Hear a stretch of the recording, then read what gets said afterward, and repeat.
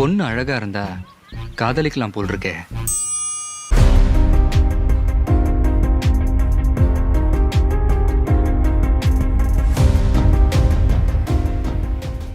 So guys welcome back to our channel. അപ്പോൾ ഞാനിവിടെ Roshan. Finally അങ്ങനെ വൺ പീസിൻ്റെ live action season 2 into the grand lines 8 എപ്പിസോഡാണ് ഇറങ്ങിയിട്ടുണ്ടായത്, കണ്ടു തീർത്ത്. ലൈവ് ആക്ഷൻ സീരീസിനെ പറ്റി പറയുന്നതിന് മുമ്പ് ഇതിൻ്റെ ആനിമിനെ പറ്റി രണ്ടു വാക്ക് പറയേണ്ട ഒരു ആവശ്യകതയുണ്ട്. അത് ഞാൻ എത്രത്തോളം കണ്ടിട്ടുണ്ട്, അതിൽ എൻ്റെ ഒരു അറിവ് എത്രത്തോളം ഉണ്ടെന്നുള്ളൊരു കാര്യം പറഞ്ഞതിന് ശേഷം ഇതിൻ്റെ റിവ്യൂലോട്ട് കിടക്കുന്നതായിരിക്കും ശരി. ഈ ഒരു ആനിമ എന്ന് പറഞ്ഞിട്ടുള്ളൊരു സെറ്റപ്പ് പേഴ്സണലി എനിക്ക് ഒട്ടും സെറ്റ് ആവാത്തൊരു പരിപാടിയാണ്. ഞാൻ ഫുള്ളായിട്ട് കണ്ടു തീർത്തിട്ടുള്ളത് ആകെ ഒരു ആനിമാണ്, അത് ഡെത്ത് നോട്ടാണ്. അതിനുശേഷം വേറെ പല ആനിമകളും കണ്ടിട്ടുണ്ടെങ്കിലും ഒന്നും എനിക്ക് തീർക്കാൻ പറ്റുന്നില്ല. ഞാൻ പറയുന്നത് എൻ്റെ മാത്രം പേഴ്സണൽ ഒപ്പീനിയനാണ്. ഒരിക്കലും ആനിമ എന്ന് പറഞ്ഞാൽ ഇങ്ങനെയാണെന്നൊന്നും സ്ഥാപിക്കാനുള്ളൊരു പരിപാടിയല്ല ഞാൻ നോക്കുന്നത്. ഞാൻ ഒരുപാട് പേരായിട്ട് ആനിംസ് ഒക്കെ ട്രൈ ചെയ്ത് നോക്കിയിട്ടുണ്ടെങ്കിലും എനിക്ക് അതിൻ്റെ ആ ഒരു വൈബ് എന്തോ അങ്ങ് മാച്ച് ആവുന്നില്ല. സോ അങ്ങനെ ഈ ഒരു വൺ പീസിൻ്റെ ആനിമി ഞാനങ്ങനെ കണ്ടിട്ടുണ്ടെന്ന് പറഞ്ഞു കഴിഞ്ഞാൽ ഇപ്പോൾ ഈ ഒരു സീസണിൽ ലൈവ് ആക്ഷൻ സീരീസിൽ അവർ കവർ ചെയ്തിട്ടുള്ള ഒരു അലബാസ്റ്റ ആർക്കിലോട്ട് എത്തുന്ന ആ ഒരു പോർഷൻ വരെ തന്നെ ഞാനും കണ്ടിട്ടുള്ളൂ. അതിനുശേഷമുള്ള പോർഷൻസ് ഞാൻ കണ്ടിട്ടില്ല. അതും പണ്ടെപ്പോഴോ കണ്ടതാണ്. അതുകൊണ്ട് തന്നെ ഇതിലെ പല സ്റ്റോറി ലൈനുകൾ വരുമ്പോഴും എനിക്ക് കൃത്യമായിട്ട് ഓർമ്മയൊന്നും ഉണ്ടായിരുന്നില്ല. ഒരു ഫ്രഷ് എക്സ്പീരിയൻസ് തന്നെയായിരുന്നു ഒരു സീരീസ് എനിക്ക് കിട്ടിയത്. അത് പറഞ്ഞുകൊണ്ട് തന്നെ നമുക്ക് ഈ ഒരു ലൈവ് ആക്ഷൻ സീരീസിൻ്റെ റിവ്യൂലോട്ട് കിടക്കാം. Without waiting much, let's talk about.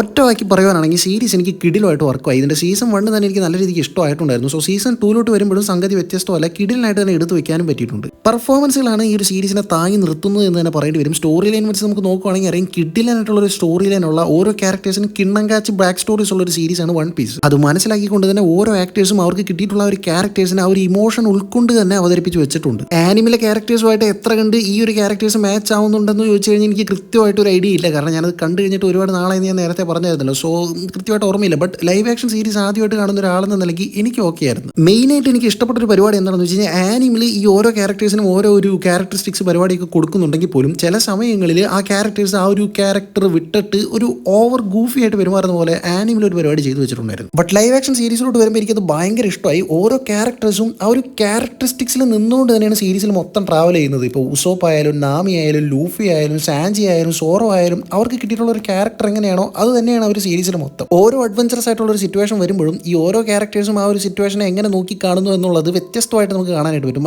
ആനിമിലെ ആ ഒരു പരിപാടി കുറച്ച് കുറവാണ്. ഇപ്പോൾ സോറോന്റെ ക്യാരക്ടറിനെ തന്നെ എടുത്തു കഴിഞ്ഞാൽ പുള്ളി അധികം സംസാരിക്കാത്ത കുറച്ച് റഫ് ആൻഡ് ടഫ് ആയിട്ടുള്ള ഒരു ക്യാരക്ടറായിട്ടാണ് ആനിമിലും പുള്ളി പ്രസന്റ് ചെയ്യുന്നത്. എന്നാൽ പോലും ചില സമയങ്ങളിൽ ആ ഒരു ആനിമ വൈബ് പിടിക്കാൻ വേണ്ടിയിട്ടാണെന്ന് തോന്നുന്നു സോറോക്ക് ഭയങ്കര ഒച്ചപ്പാടും ബോളൊക്കെ ഉണ്ടാക്കുന്നു, ഭയങ്കര ഗൂഫി ആയിട്ട് കാണിക്കും. ലൂഫിയുടെ പോലെ തന്നെ ഈ ഒരു സോറോനെയും കാണിച്ചു വയ്ക്കും. ഇതിപ്പോൾ ഞാൻ സോറോന്റെ കേസ് മാത്രം പറഞ്ഞതേ, എല്ലാ ക്യാരക്ടേഴ്സിനും ഈ ഒരു പ്രശ്നം എനിക്ക് ആനിമിൽ പേഴ്സണലി തോന്നിയിട്ടുണ്ടായിരുന്നു. ബട്ട് ഇവിടേക്ക് വരുമ്പോൾ ആ ഒരു ക്യാരക്ടർ എങ്ങനെയാണോ ആ ഒരു ക്യാരക്ടറിസ്റ്റിക്സ് വിട്ടിട്ട് എങ്ങോട്ടും പോകുന്നില്ല. സോറോ എങ്ങനെയാണോ പെരുമാറുക സാധാരണ അതുപോലെ തന്നെ ആയിരിക്കും സോറോ മൊത്തം. സോ ആ ക്യാരക്ടേഴ്സിന് ആ ഒരു കൺസിസ്റ്റൻസി കൊടുത്തത് എനിക്ക് സീരീസിൻ്റെ ഭയങ്കര വലിയൊരു പോസിറ്റീവായിട്ട് തന്നെ തോന്നി. അതുകൊണ്ട് തന്നെ നല്ല ഫ്രഷ് ആയിരുന്നു. കാരണം ഓരോ സിറ്റുവേഷൻസ് വരുമ്പോഴും ഇവർ ഓരോരുത്തരും അതിനെ എങ്ങനെ നേരിടുന്നു എന്നുള്ള രീതിക്ക് കണ്ടിരിക്കാൻ തന്നെ ഒരു ഇൻട്രസ്റ്റിംഗ് ആയിട്ടുള്ള ഒരു പരിപാടി ആയിരുന്നു അത്. ഓരോരുത്തരുടെയും ആക്ടിങ്ങും എടുത്തു പറയണം. സാധാരണഗതിയിലുള്ള ഒരു ആക്ടിങ്ങിൽ നിന്ന് കുറച്ച് മോളിക്ക് പോയിട്ട് ഒരു ആനിമിൻ്റെ ലൈവ് ആക്ഷൻ ആണല്ലോ, അത് ഒരു ചെറിയ രീതിക്ക് അവരുടെ ആ ഒരു എക്സ്പ്രഷനിലൊക്കെ ആ ഒരു വൈബും അവർ പിടിക്കാൻ നോക്കിയിട്ടുണ്ട്. അതും കിടിലമായിട്ട് വർക്കൗട്ട് ആയിട്ടുണ്ടായിരുന്നു. അവിടെ നിന്ന് എനിക്ക് എടുത്തു പറയേണ്ടതായിട്ട് തോന്നി ഇത് ഇതിൻ്റെ ഒരു സ്റ്റോറി റൈറ്റിങ്ങിനെയാണ്. അതായത് എത്ര കണ്ട് വലിയൊരു സ്റ്റോറി ലൈനാണ് ഇത് ഫോളോ ചെയ്യാൻ പോകുന്നത് എന്നുള്ളൊരു കാര്യം എല്ലാവർക്കും അറിയാം. വൺ പീസിൻ്റെ ആ ഒരു സീരീസ് ആനിമി ഇതുവരെ കഴിഞ്ഞിട്ടില്ല, ഇപ്പോഴും ഓടിക്കൊണ്ടിരിക്കുകയാണ്. സോ ഇത്ര കണ്ട് വലിയൊരു സീരീസിനെ ഇങ്ങനെ ഒരു ലൈവ് ആക്ഷനിലോട്ട് എടുത്തു വെക്കാൻ പറ്റുക എന്നുള്ള കാര്യം നിയർലി ഇമ്പോസിബിൾ ആയിട്ടുള്ള ഒരു ടാസ്ക് ആയിട്ട് തന്നെയാണ് എനിക്കും പേഴ്സണലി തോന്നിയത്. ഭയങ്കര റഷ്ഡ് ആയിട്ട് അവർ ഇത് ചെയ്യുമെന്നാണ് ഞാൻ വിചാരിച്ചിരുന്നത്. ബട്ട് അത്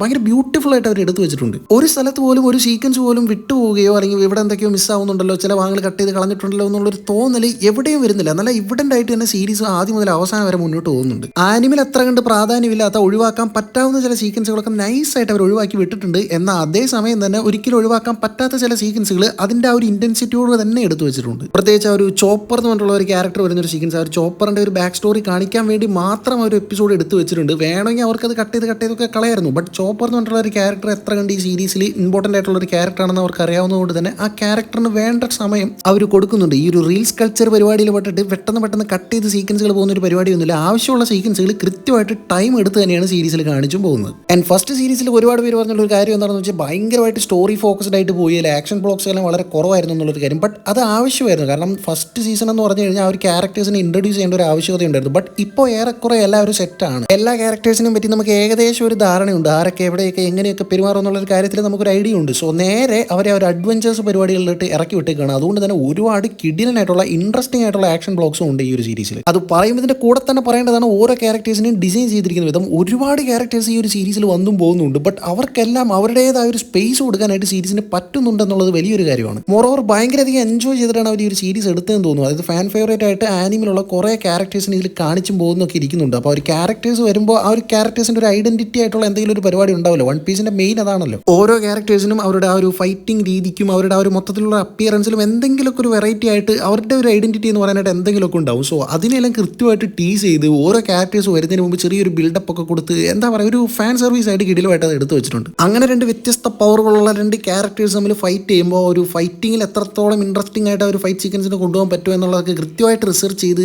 ഭയങ്കര ഇൻട്രസ്റ്റിംഗ് ആയിട്ടുള്ള കുറേ ഫൈറ്റ് സീക്വൻസുകൾ ഉണ്ടായിരുന്നു. ഒരു ബാറിനകത്ത് വെച്ചിട്ട് സോറോന്റെ ഒരു ഫൈറ്റ് സീക്വൻസ് ഉണ്ട്, കിടിലമായിട്ട് അത് എടുത്തു വെച്ചിട്ടുണ്ട്. മൊത്തത്തിൽ എല്ലാ ഫൈറ്റ് സീക്വൻസുകൾക്കും ഒരു ഫണ്ണി ടച്ച് കൊടുത്തിട്ടുണ്ടെങ്കിൽ ഇത് കുറച്ചധികം മാസ് കയറ്റി എടുത്തു വെച്ചിട്ടുണ്ട്. കിടിലമായിരുന്നു അത്. അവിടെ നിന്ന് അങ്ങനെ പ്രൊഡക്ഷൻ ക്വാളിറ്റിയിലോട്ട് വരികയാണെങ്കിൽ ഞാൻ നേരത്തെ പറഞ്ഞ കൂട്ട് എൻജോയ് ചെയ്തിട്ട് തന്നെയാണ് അവർ ഈ ഒരു സീരീസ് എടുത്തിട്ടുള്ളത്. ഒരു സ്ഥലത്തും ഒരു തരത്തിലും വിട്ടുവീഴ്ചയ്ക്ക് തയ്യാറായിട്ടില്ല. പലതരം ഐലൻഡുകൾ ഈ ഒരു സീസണിൽ കാണിക്കുന്നുണ്ട്. അപ്പോൾ ആ ഒരു ഓരോ ഐലൻഡിനും അതിൻ്റെതായ രീതിയിലുള്ള ചില പ്രത്യേകതകളൊക്കെ ഉണ്ട്. അതെല്ലാം കൃത്യമായിട്ട് ആ ഒരു പ്രൊഡക്ഷൻ ക്വാളിറ്റിയിൽ പിടിച്ചിട്ടുണ്ട്. ആൻഡ് കുറേ അധികം പ്രാക്ടിക്കൽ എഫക്ട്സ് അവർ യൂസ് ചെയ്ത പോലെയാണ് എനിക്ക് തോന്നിയിട്ടുള്ളത്. CGI ഉണ്ട് ഇല്ലെന്നല്ല, ബട്ട് കുറേ അധികം പ്രാക്ടിക്കൽ എഫക്ട്സ് അവിടെ ഇവിടെയൊക്കെ എനിക്ക് കാണാൻ സാധിച്ചു. നമ്മളൊരു കാര്യം ഇഷ്ടപ്പെട്ട് ചെയ്യുമ്പോഴാണ് അങ്ങനെ ഒരു പരിപാടി നമ്മൾ നോക്കത്തുള്ളൂ. അല്ലെങ്കിൽ എല്ലാം കൂടെ CGI കുത്തിക്കയറ്റുന്നുള്ളൊരു രീതിക്കായിരിക്കും പോവുക. അതും വൺ പീസ് പോലുള്ള ഒരു സീരീസ് നടക്കുന്ന വേൾഡ് എന്ന് പറയുമ്പോൾ അത് എത്രമാത്രം പ്രാക്ടിക്കൽ എഫക്ട്സ് കൊണ്ടുവരാം എന്നുള്ളൊരു കാര്യത്തിൽ ചെറിയ പരിമിതികളൊക്കെ ഉണ്ടെന്നുള്ളത് അറിയാമല്ലോ. അതിൽ ക്യാരക്ടേഴ്സും അതിൽ വരുന്ന മോൺസ്റ്റേഴ്സ് പരിപാടികളൊക്കെ എത്ര കണ്ട് CGI ഡിമാൻഡ് ചെയ്യുന്ന ഒരു പരിപാടിയാണെന്ന് നമുക്ക് എല്ലാവർക്കും അറിയാം. എന്നാലും അവർക്ക് നമുക്ക് പറ്റുന്ന രീതിയിലൊന്ന് ട്രൈ ചെയ്ത് നോക്കാം, എന്തെങ്കിലും വെറൈറ്റി ആയിട്ട് ചെയ്ത് നോക്കാം എന്നൊക്കെ പറഞ്ഞിട്ട് അവരെടുത്ത കുറേ എഫർട്സ് ഒക്കെ കിടിലുമായിട്ട് ഇവിഡൻ്റ് ആയിട്ട് അതിൽ കാണാനുണ്ട്. ആ ഒരു ഐലൻഡിലെ ചില സീക്വൻസുകളായാലും പിന്നെ ആ ഒരു മൊത്തം ഷിപ്പ് തന്നെ അവർ ഒറിജിനലായിട്ട് ഉണ്ടാക്കിയതാണെന്നൊക്കെയാണ് എനിക്ക് അറിയാൻ സാധിച്ചത്. പിന്നെ അറിയാലോ, എക്സിക്യൂട്ടീവ് പ്രൊഡ്യൂസേഴ്സിൽ ഒരാളായിട്ട് ഈ ഒരു ഇച്ചിറോ ഓടെ തന്നെയാണ് ഉള്ളത്. സോ അതുകൊണ്ട് തന്നെ ചുമ്മാ